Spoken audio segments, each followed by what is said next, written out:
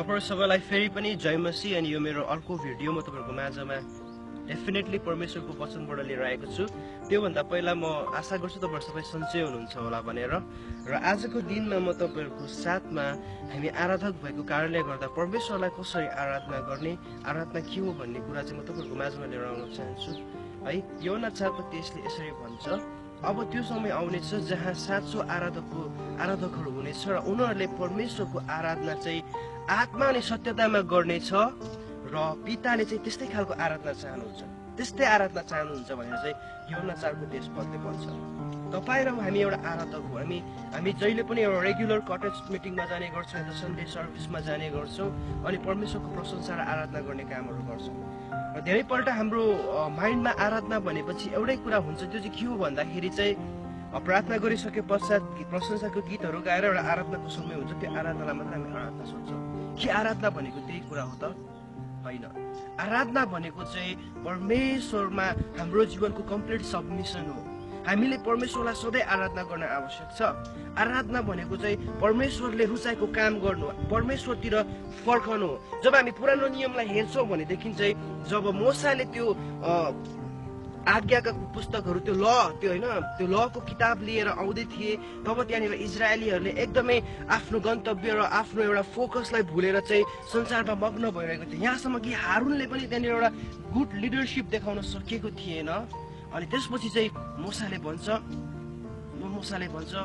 12वटा कुलमध्ये मोसाले यसरी भनेको छ, तिमीहरू मध्ये जो कोही पनि परमेश्वरको निम्ति परमेश्वरको तर्फ आउन चाहन्छौ म तर्फ आऊ। अनि जब मोसाले त्यस्तो भन्दाखेरि त्यहाँनिर चाहिँ 12वटा कुलहरूमा चाहिँ मात्र याद गर्नुहोस् प्रिय हो, लेवी कुलले चाहिँ इजरायलीको त्यो सम्पूर्ण 12 कुलबाट चाहिँ केवल लेवी मात्रै परमेश्वरतर्फ आएको छ।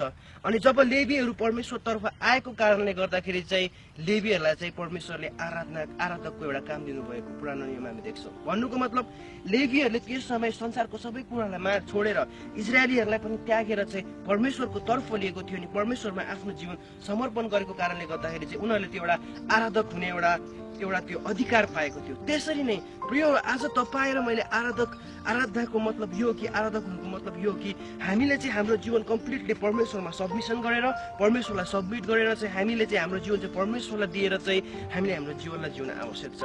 आराधना भन्ने कुरा बिहानीदेखि सुरुवात हुन्छ। जब हामी उठ्छौँ तब परमेश्वरलाई हामी धन्यवाद दिएर परमेश्वरको नामलाई लिएर प्रभु धन्यवाद सुन्दर जीवन दिनुभयो। सुत्नुभन्दा अगाडि हामी दिनको सुरुवातदेखिको रातको समयसम्म जे पनि हामी परमेश्वरको साथमा गर्छौँ त्यो आराधना हो।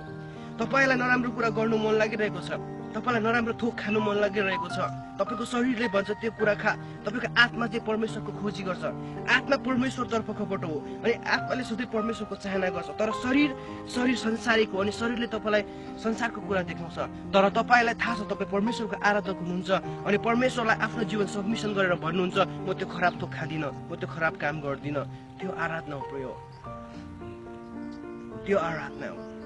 आफूलाई कम्प्लिटली परमेश्वरमा सबमिसन गर्न आराधना। अनि जब हामी परमेश्वरलाई हाम्रो जीवन सबमिसन गर्छौँ, परमेश्वरलाई मनपर्ने काम गर्छौँ अनि आराधना गरेर अगाडि बढ्छौँ भनेदेखि चाहिँ हामी परमेश्वरको उपस्थितिमा हुन्छौँ। अनि जब हामी परमेश्वरको उपस्थितिको साथसाथै अगाडि बढ्छौँ भनेदेखि चाहिँ तब चाहिँ हामीले परमेश्वरको कामहरू भएको देख्छौँ प्रिय। धेरैपल्ट हाम्रो जीवनमा मैले पनि यस्तो धेरै व्यक्तिहरू देखेको छु, धेरै यस्ता मानिसहरूलाई देखेको छु है। म जजमेन्ट गरेको होइन, न म क्रिटिसिजम गरेको, तर मैले देखेको कुरा भनेको जब हामी विश्वासमा अगाडि बढ्दै जान्छौँ हामीलाई एकदमै हिलिङ गरिने कुराहरू मनपर्छ, अगमबानी गरेको कुराहरू मनपर्छ अनि हामी त्यस्तै हुन चाहन्छौँ। हामीलाई चिन्ह र चमत्कारको कुराहरू हेर्न मनपर्छ अनि हामी त्यस्तै हुन चाहन्छौँ। अनि जब त्यो कुरा हाम्रो जीवनमा हुँदैन भने चाहिँ हामी फेरि संसारतर्फ फर्केर जान्छौँ, संसारिक हुन्छौँ। त्यो चाहिँ गलत हो, त्यो चाहिँ गलत हो। तपाईँलाई थाहा छ वचनले भन्छ पहिला परमेश्वरको राज्य र धार्मिकताको खोजी गर, त्यसपछि सम्पूर्ण कुरा तिमीहरूलाई थपिनेछ। यसको मतलब यो कि तपाईँ र मैले पहिलोचोटि चाहिँ परमेश्वरको राज्य र धार्मिकताको खोजी गर्नुपर्छ। भन्नुको मतलब चाहिँ परमेश्वरको राज्य अनि उहाँको अथोरिटी छ, जुन चाहिँ अधिकार छ तपाईँ र मेरो जीवनमा, हो त्यो कुराको हामीले खोजी गर्नुपर्छ अनि हामी एउटा आराधक भएर चाहिँ हाम्रो जीवन चाहिँ परमेश्वरलाई सबमिसन गर्नुपर्छ। अनि जब हामी त्यो कुरा गर्छौँ र परमेश्वरले दिनुभएको कुरा गस्पेल सुसमाचारलाई सुनाउन छोड्छौँ, सुनाउन हामी स्टार्ट गर्छौँ अनि मानिसहरूमा रिच गर्न थाल्छौँ अनि परमेश्वरको काम गर्न स्टार्ट गर्छौँ अनि परमेश्वरको माया, परमेश्वरको प्रेम संसारलाई हामी देखाउन सुरु गर्छौँ, तब मात्र गएर परमेश्वरले चाहिँ आफ्नो त्यो अचम्म र उदेकको कुराहरू हाम्रो जीवनमा देखाउनुहुन्छ। तब आउँछ मिराकलको कुराहरू प्रयोग, तब आउँछ त्यहाँनिर त्यो तपाईँको के भन्छ हिलिङको कुराहरू। म तपाईँलाई एउटा कुरा भन्न चाहन्छु प्रिय हो, एउटा कुरा ध्यान दिएर सुन्नुहोस्, हिलिङ मिराकल यो सबै कुरा एउटा केवल गिफ्ट मात्र हो, उपहार हो परमेश्वरले तपाईँ र मलाई दिन्छ।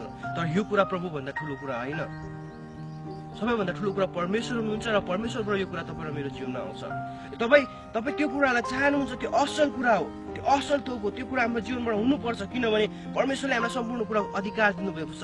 तर त्योभन्दा पहिला म तपाईँलाई एउटा कुरा भनेर इन्करेजमेन्ट गर्न चाहन्छु कि तपाईँ र मैले जीवन चाहिँ हामीले चाहिँ आफ्नो जीवन चाहिँ परमेश्वरलाई सबमिसन गर्न आवश्यक छ, हामीले परमेश्वरको आराधना गर्न आवश्यक छ, हामीले आराधकको जीवन जिउन आवश्यक छ।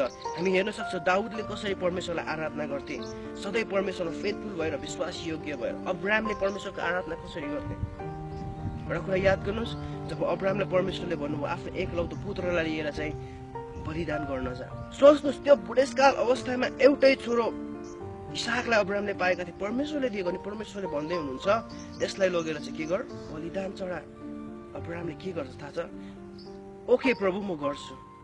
कति धेरै विश्वास थियो, हामी विश्वासको वचन प्रचार गर्छौँ तर त्यहाँ विश्वास मात्र थिएन, परमेश्वर प्रतिको भक्ति थियो, प्रेम थियो, आदर थियो। प्रभु द्याट्स फाइन।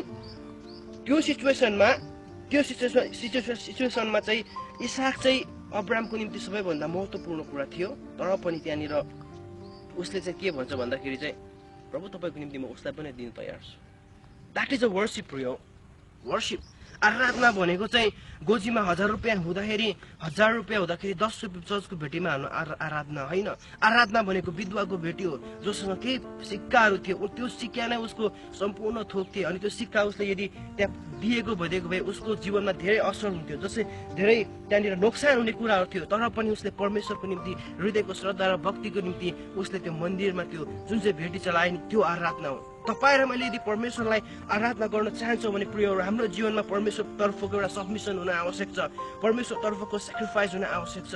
जब हामी सेवा सङ्गति जान्छौँ, सेवा सङ्गति जाँदाखेरि हाम्रो जीवनमा एउटा बहाना हुन्छ, हामी भन्छौँ आज मेरो यो काम छ, आज मेरो यो परेसान छ, आज म बिमार भएको छु, म सङ्गति जाँदिनँ। That is not a worship. खुसी हुँदा, आनन्द हुँदा, सम्पूर्ण थोक हुँदा हामी जहिले पनि परमेश्वर कहाँ जाने गर्छौँ? के हाम्रो परमेश्वर खुसी र आनन्दमा मात्रै आराधना गर्ने परमेश्वर हुनुहुन्छ त? के हामी सुस्वास्थ्य हुँदा मात्र परमेश्वरलाई महिमा दिने उहाँ त्यो परमेश्वर हुनुहुन्छ त? तर कदापि होइन। तर त्यो परमेश्वर त उहाँ त्यो परमेश्वर हुनुहुन्छ जसलाई हामीले सदा सर्वदा महिमा र प्रशंसा दिन आवश्यक छ प्रिय। यसै कारण प्रिय म तपाईँलाई आजको दिन भन्न चाहन्छु आराधना भनेको चाहिँ त्यो एउटा सन्डे हामीले गर्ने आराधनाको त्यो एउटा जुन चाहिँ समय छ त्यसलाई मात्र आराधना भन्दैन हो, त्यो एउटा आराधनाको पार्ट हो। तर आराधना भनेको तपाईँ र मेरो जीवनभर हामीले परमेश्वरलाई सबमिसन गरेर परमेश्वरको अथोरिटीलाई, परमेश्वरको रुललाई हाम्रो जीवनमा मान्ने त्यो एउटा आराधना हो अनि उहाँको कामहरू गर्न आराधना हो।